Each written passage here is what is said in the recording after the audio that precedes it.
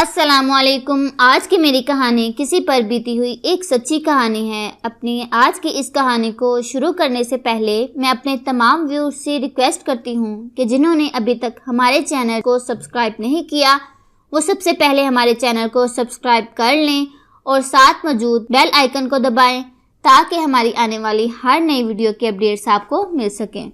اپنی باجی کے حسن کی کیا تعریف کروں؟ باجی مہجبی کی آنکھیں بہت پرکشش تھیں۔ کہتے ہیں اگر حسن غیر معمولی ہو تو اسے بھی نظر لگ ہی جاتی ہے، لیکن باجی کے حسن کو ہی نہیں قسمت کو بھی ایسی نظر لگی کہ ان کے غم پر انسان تو کیا چاند تارے بھی رو دیے گئے ہوں۔ کون جانتا تھا کہ ایک دن ایسا بھی آئے گا کہ ان کی آنکھوں کے یہ چراغ نور کی نعمت سے محروم ہو کر بجھے ہوئے دیے رہ جائیں گے۔ غلطی جانے کس کی تھی کہ والد اور ان کی پہلی بیوی میں طلاق ہو گئی۔ اس وقت مہجبی باجی محض 1 برس کی تھیں۔ ابو نے دوسری شادی کر لی اور یہ دوسری بیوی میری والدہ تھیں، جنہوں نے باجی کو یہی باور کرایا کہ میں تمہاری ماں ہوں۔ امی کو اللہ نے 2 بیٹیاں اور 1 بیٹا عطا کر دیا، لیکن انہوں نے کبھی یہ احساس نہ دلایا کہ مہجبی ان کی سوتن کی نشانی ہے۔ ہمیشہ ہم نے باجی کو سگی بہن سمجھا۔ جب میں نے ہوش سنبھالا تو خود کو باجی کی باہوں میں پایا۔ ہمارے گھر کا ماحول بہت پرسکون ہوا کرتا تھا۔ والد صاحب ایک بوائے اسکول کے ہیڈ ماسٹر تھے اور نیک نفیس انسان تھے۔ والدہ بھی صابر و شاکر گھریلو خاتون تھیں۔ اچانک گھر میں تبدیلی آئی جس نے میری والدہ کی سوچوں کا رخ موڑ دیا۔ ہوا یہ کہ ہمارے پڑوس میں ایک کرایہ دار خاتون آ بسیں۔ یہ ہیلتھ وزیٹر تھیں۔ والدہ کے پاس آنے جانے لگیں۔ خاتون کا نام سبیحہ تھا۔ دن بھر اپنے ڈیوٹی پر نکل جاتی اور شام ڈھلے لوٹتی۔ ایک روز آئیں تو بولیں بازار کا کھانا کھانے سے پیٹ خراب رہنے لگا ہے، اتنا وقت نہیں ملتا کہ خود پکا سکوں۔ امی نے کہا تم شام کو میرے گھر آ کر کھانا کھا لیا کرو، اپنا سمجھتی ہو تو تکلف کیسا۔ اس روز کے بعد سے سبیحہ خالہ کے کھانے کی ذمہ داری امی نے سنبھال لی۔ یہ دوستی مزید گہری ہو گئی۔ ان دنوں والد صاحب بیمار ہو گئے تو ان کے علاج پر کافی خرچہ آیا، جس سے مالی تنگی کا سامنا کرنا پڑا۔ امی نے اپنی پریشانی کا ذکر سبیحہ خالہ سے کیا تو انہوں نے مشورہ دیا کہ تم میٹرک پاس ہو، ہمارے محکمے میں کچھ اسامیاں خالی ہیں، کہو تو اپنے افسر سے کہہ کر ملازمت پر لگوا دیتی ہوں۔ اچھی خاصی تنخواہ ہے، لیکن شروع میں قریبی دیہات میں ڈیوٹی لگے گی، بعد میں تبادلہ کرا لینا۔ ابو سے ذکر کیا، انہوں نے منع کر دیا۔ بولے تم دیہات میں روز کیسے ڈیوٹی دینے جاؤ گی؟ گھر اور بچوں کا کیا ہوگا؟ بیٹیوں کو اکیلا چھوڑنا مناسب نہیں، میری دیکھ بھال کون کرے گا؟ بہتر ہے کہ یہ نوکری مت کرو۔ ہمارے پاس شہر میں ایک پلاٹ ہے، اسے فروخت کر دوں گا۔ غرض والد صاحب نے بہت سمجھایا، لیکن والدہ نے کہا میں ملازمت کروں گی، گھر کے لیے کسی غریب لڑکی کو ڈھونڈ لیں گے۔ دراصل یہ پٹی بھی سبیحہ خالہ نے ہی پڑھائی تھی کہ میری رشتہ دار کے گھر ایک لڑکی ہے جو بے آسرا ہے، اسے رکھ لو۔ امی نے کہا لے آؤ دیکھوں کیسی ہے، دل کو بھائی تو رکھ لوں گی۔ اگلے روز سبیحہ خالہ اس لڑکی زبیدہ کو لے آئیں۔ یہ لڑکی 18 برس اور شکل و صورت کی اچھی تھی۔ امی نے دیکھا تو فوراً رکھنے کی حامی بھر لی۔ زبیدہ نے آتے ہی گھر سنبھال لیا اور ہر کام سلیقے سے کرتی تھی۔ امی کو اس کے آنے سے سکھ ملا۔ امی جان نے سبیحہ کی وساطت سے ملازمت کر لی۔ وہ صبح اس کے ساتھ چلی جاتی اور شام کو لوٹتی، گھر زبیدہ سنبھالتی۔ وہ والد صاحب کی خدمت میں کوئی کمی فروگزاش نہ رکھتی تھی، ہمارا بھی بہت خیال رکھتی تھی۔ میرے بھائی اعظم کے کپڑے دھو کر استری کر کے الماری میں لٹکا دیتی۔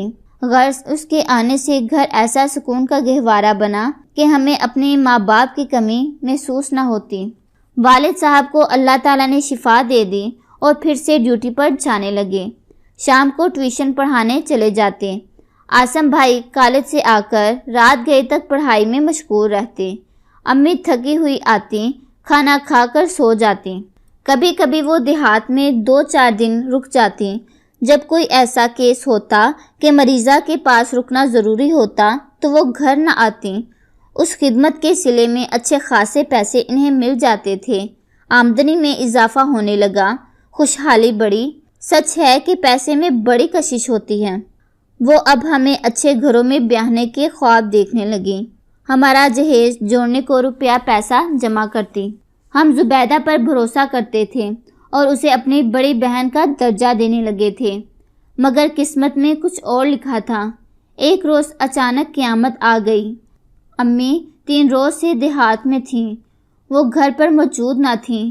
اللہ جانے آدھی رات کو کیا ہوا کہ ہمیں زبیدہ کی چیخیں سنائی دیں، اور جب ہماری شور سے آنکھ کھلی تو کیا دیکھتے ہیں کہ عاصم بھائی زبیدہ کو چھری کے وار کر کے بری طرح زخمی کر چکے تھے۔ والد صاحب بیچارے ہانپتے کانپتے ایک پڑوسی کی مدد سے زخمی زبیدہ کو ہسپتال لے گئے، لیکن وہ جانبر نہ ہو سکی۔ بہت زیادہ خون بہہ جانے کی وجہ سے اس کی موت واقع ہو گئی اور میرا پیارا بھائی عاصم جیل چلا گیا۔ والد صاحب ٹوٹ کر رہ گئے، اکلوتا بیٹا تھا، ان کی کمر ہی ٹوٹ گئی۔ ادھر زبیدہ کی ہلاکت کا ازحد دکھ تھا۔ ہم دونوں بہنیں بے حد خوف زدہ تھیں، کیونکہ اس لاوارث لڑکی کی جان اور آبرو کے تحفظ کی ذمہ داری انہی کی تھی، جسے وہ پورا نہ کر سکے تھے۔ ابو مقدمے میں الجھ گئے، ان کا دن کا چین اور رات کا آرام ختم ہو گیا۔ وہ بری طرح مقروض ہو گئے، ملازمت سے لمبی چھٹی لینی پڑ گئی۔ مالی پریشانی اس قدر بڑھی کہ گھر میں فاقوں کی نوبت آ جاتی۔ اس پر بھی والد صاحب اس بربادی کے ذمہ دار امی کو ٹھہراتے تھے کہ وہ گھر سے غیر حاضر رہتی اور نہ یہ خوشگوار واقعہ رونما ہوتا۔ والد صاحب نے اکلوتے بیٹے کو پھانسی سے بچانے کے لیے سر دھڑ کی بازی لگا دی۔ ان کی حالت غیر تھی، کئی دن نہائے بنا میلے کپڑوں میں رہتے۔ آخر کار انہوں نے عدالتوں اور وکیلوں کے چکروں سے تھک کر ہمت ہار دی اور مقدمے سے کنارہ کشی اختیار کر لی۔ جو قسمت میں لکھا ہوگا ہو جائے گا۔ امی جان کو اس کنارہ کشی کا بڑا صدمہ ہوا تھا۔ وہ خود وکیلوں کے پاس جانے لگیں۔ ان کے بھاری فیسوں میں ساری جمع پونجی حتیٰ کہ زیورات تک سے ہاتھ دھو لیے۔ ہمارا جہیز بھی کیس کی نظر ہو گیا۔ میری ماں خاصی خوبصورت تھی، ایک وکیل صاحب کو پسند آئی۔ اس نے کہا کہ اگر تم مجھ سے شادی کر لو تو میں تمہارے بیٹے کے کیس کی جی جان سے پیروی کروں گا اور انشاءاللہ اسے پھانسی کے پھندے سے بچا لوں گا۔ بیٹے کی محبت میں میری ماں نے ابو سے طلاق لے کر وکیل موصوف سے نکاح کر لیا۔ اس نے کیس کی پیروی کی اور عاصم کو عمر قید کی سزا ہو گئی۔ اس وکیل کا تعلق بھی اسی دیہات سے تھا جہاں والدہ کی ملازمت تھی۔ وہ یہاں دیہات میں رہنے لگیں۔ میں اور باجی ان سے ملنے دیہات جانے لگیں۔ اسی دوران والد صاحب نے باجی کا رشتہ تلاش کر کے ان کی شادی کر دی اور مجھے بھی والدہ کے پاس جانے سے منع کر دیا۔ بھائی جیل میں تھا۔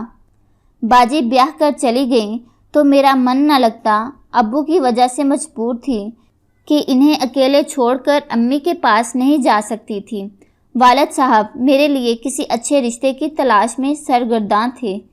نصیب کی بات کہ کوئی اچھا رشتہ نہ ملا۔ شاید اللہ تعالیٰ کو یہی منظور تھا کہ میں والد صاحب کے پاس رہ کر ان کی خدمت کروں۔ وہ بیمار رہنے لگے تھے اور انہیں روٹی پکا کر دینے والا بھی کوئی نہ تھا۔ باجی کے شوہر اچھے تھے، ان کا خیال بہت رکھتے تھے۔ وہ اب 3 بچوں کی ماں تھیں۔ چوتھے بچے کی ولادت پر امی جان کے پاس چلی گئیں تاکہ امی کی معاونت سے یہ مرحلہ آسان ہو جائے۔ باجی کا چوتھا بچہ دنیا میں آ گیا۔ امی نے بچوں اور باجی کی بہت اچھی طرح دیکھ بھال کی۔ 1.25 مہینے کے بعد دلہا بھائی بیوی کو لینے والدہ کے پاس گئے۔ ان دنوں باجی کی آنکھیں دکھنے آئی ہوئی تھیں۔ اتفاق سے امی کے جاننے والے ایک حکیم صاحب والدہ کے یہاں آئے تو باجی کی آنکھیں سرخ اور پانی بہہ رہا تھا۔ حکیم صاحب بولے کہ اپنے شوہر کو میرے مطب بھیج کر دوا منگوا لیں۔ دلہا بھائی شام کو دوا لینے مطب پہنچے تو حکیم صاحب کسی دوست کے اچانک انتقال ہو جانے کی وجہ سے جنازے میں شرکت کے لیے اگلے گاؤں چلے گئے تھے، لیکن جاتے ہوئے اپنے مطلب کے ملازم کو ہدایت کر گئے تھے کہ بیٹا یہ دوا فلاں آدمی آئے تو اسے دے دینا۔ جو دوا وہ بتا کر گئے تھے، ملازم نے غلطی سے اس کی بجائے کوئی اور دوا شیشی میں ڈال دی۔ وہ دوا جب باجی کی آنکھوں میں ڈالی تو چیخ ماری کہ دونوں آنکھوں میں آگ سی لگ گئی اور تکلیف ناقابل برداشت تھی۔ جلدی سے شہر لائے اور آنکھوں کے ڈاکٹر کو دکھایا۔ اس نے بتایا کہ ان کی بینائی ہمیشہ کے لیے جاتی رہی ہے۔ اللہ جانے کس نوعیت کی غلط دوا آنکھوں میں ڈالی گئی ہے۔ کئی ماہر ڈاکٹروں کو دکھایا مگر باجی کی بینائی واپس نہ لوٹ سکی۔ یوں وہ بیچاری ہمیشہ کے لیے بینائی سے محروم ہو گئی۔ والد صاحب کو یہ دوسرا رنج لے بیٹھا۔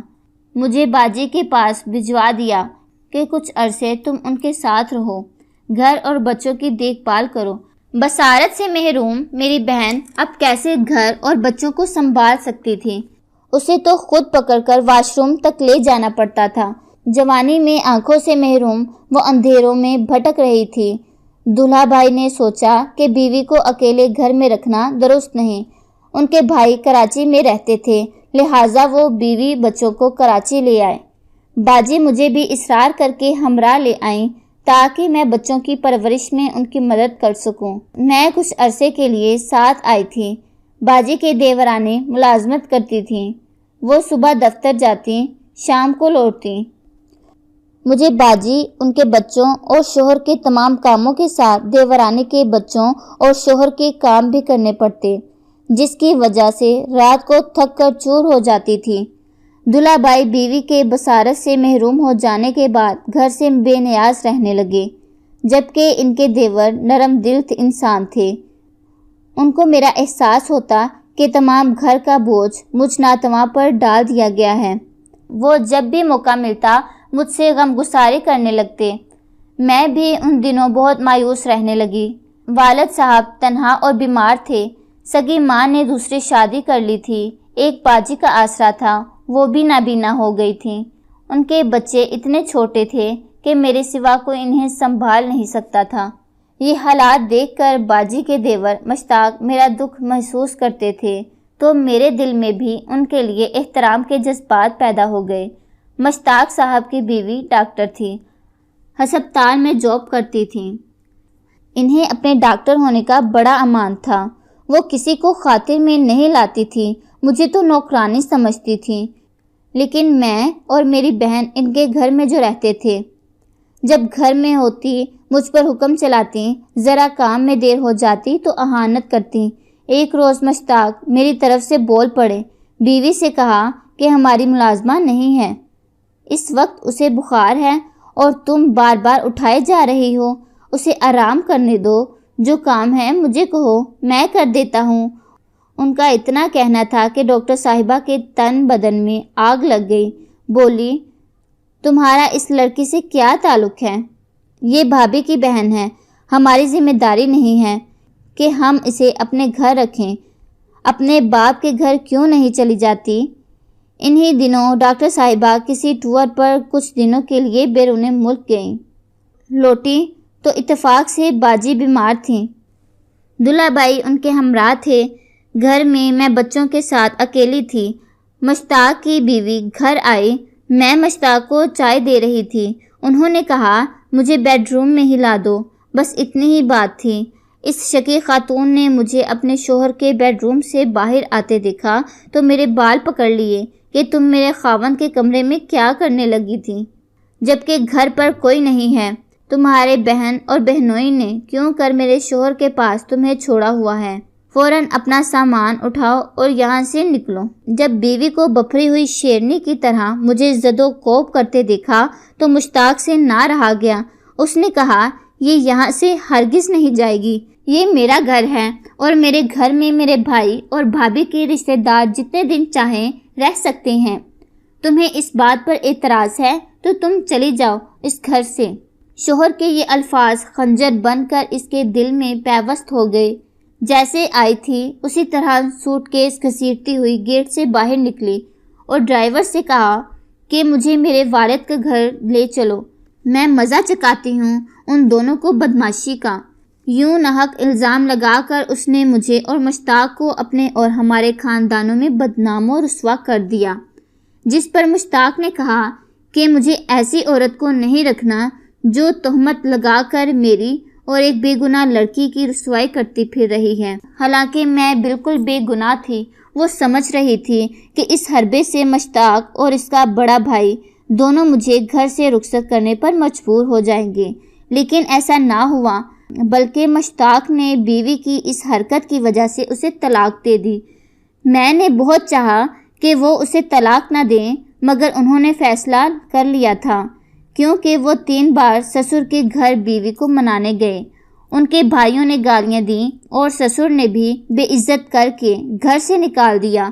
اب ساتھ رہنے کی گنجائش کہاں رہ گئی تھی، لہٰذا انہوں نے اپنے ڈاکٹر بیوی کو طلاق دے دی۔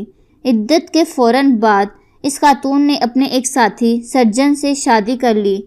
تب معاملہ حل ہوا کہ اصل میں وہ اپنے ساتھی سے شادی کرنا چاہتی تھی۔ والد صاحب شدید بیمار ہو گئے تو میں ابا جان کے پاس چلی گئی۔ وہ بمشکل 2 ماہ زندہ رہے۔ ان کی وفات کے بعد کہاں جاتی، لہٰذا باجی دوبارہ مجھے اپنے گھر لے آئیں۔ اب میری شادی کا مسئلہ بھی تھا۔ باجی کا خیال تھا کہ وہ میری شادی کسی اچھے گھرانے میں کر دیں۔ بالآخر تو مجھے انہیں بیاہنا تھا۔ دلہا بائی نے یہ تجویز دی کہ ہم اس کی شادی اگر مشتاق سے کر دیں تو یہ ہمارے گھر رہے گی اور میری نابینا بیوی اور بچوں کا سہارا بنی رہے گی۔ اس امر پر میں قطعی راضی نہ تھی، کیونکہ اس شادی سے سبھی یہ کہتے کہ واقعی مشتاق کی بیوی کا الزام صحیح تھا۔ تبھی اس نے بیوی کو طلاق دی اور اپنا منشا پورا کر لیا، یعنی بھابھی کی بہن سے شادی کر لی۔ کافی دنوں تک باجی نے مجھے سمجھایا، بالآخر میں ان کی آنکھوں میں آنسو نہ دیکھ سکی۔ مجھے ان کی بات ماننی پڑی اور نہ چاہتے ہوئے بھی میں نے مشتاق صاحب سے شادی کرنا قبول کر لیا۔ میں مشتاق سے شادی کے بعد سکھی ہوں۔ یہ سب اللہ تعالیٰ کا نظام قدرت ہے کہ کچھ چیزیں انسان کو بن مانگے ہی مل جاتی ہیں۔